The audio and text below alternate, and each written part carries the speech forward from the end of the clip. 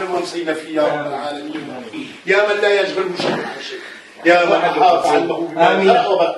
أنت عالم بخفيات الأمور ومحصي وساوس الصدور، وأنت بالمنزل الأعلى وعلمك محيط بالمنزل الأدنى.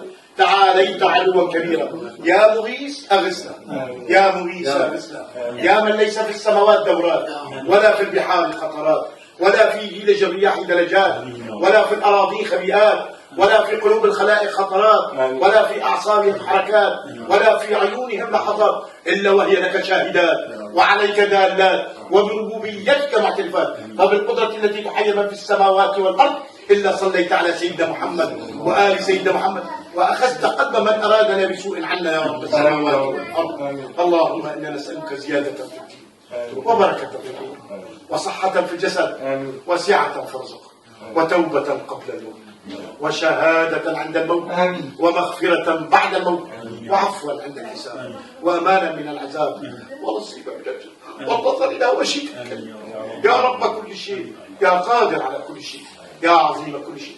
اغفر لنا كل شيء ولا تسألنا عن شيء ولا تسألنا عن شيء ولا تسألنا عن شيء إلى حضرة النبي المصطفى